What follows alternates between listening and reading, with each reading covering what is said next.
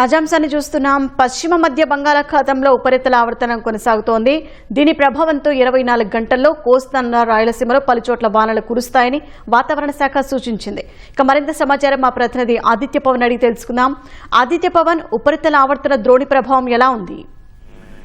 షాహీన్, పశ్చిమ మధ్య బంగాళాఖాతం మరియు కోస్తాంధ్ర ప్రాంతాల మీద ఉపరితల ఆవర్తనం కొనసాగుతుంది.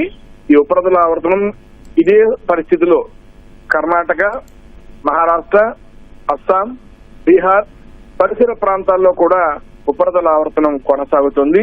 వీటన్నిటి ప్రభావంగా కూడా ఉత్తర భారతదేశంలోను దక్షిణ భారతదేశంలో కూడా ఈ ప్రభావం కనిపిస్తుంది.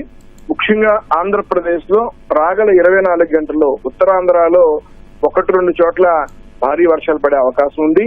అలాగే యానాం, రాయలసీమ ప్రాంతాల్లో చాలా చోట్ల వర్షాలు కురిసేటువంటి అవకాశం ఉంది. ముఖ్యంగా ఎక్కువ భాగం ఈ రోజున మేఘావృతమై ఉంటుంది. ఎందుకంటే గడిచినటువంటి కొద్ది రోజుల్లో కూడా ఋతుపవనాలు వచ్చినప్పటికీ ఎటువంటి వర్షాలు లేకపోవడం వల్ల భూగర్భ జలాలు ఇంకిపోయినటువంటి పరిస్థితి ఉంది. అయితే ఇప్పుడు పడేటువంటి ఈ వర్షాల వల్ల కొంత మేలు జరిగే అవకాశం ఉంది. రైతాంగానికి మేలు జరుగుతుంది. మరోవైపు భూగర్భ జలాలు తిరిగి మళ్లీ వాటి యొక్క స్థితికి వచ్చేటువంటి అవకాశం కూడా ఉంది. అయితే మరో 24 గంటల పాటు ఈ పరిస్థితి కొనసాగుతుంది. ముఖ్యంగా ఉత్తర కోస్తాలో ఎక్కువగా ఈ ప్రభావం కనిపిస్తుంది. కోస్తాంధ్ర జిల్లాలో కొన్ని చోట్ల మాత్రమే వర్ష సూచన అవకాశం ఉందని భారత వాతావరణ శాఖ స్పష్టం చేసింది. షాహీన్, ధన్యవాదాలు ఆదిత్య పవన్.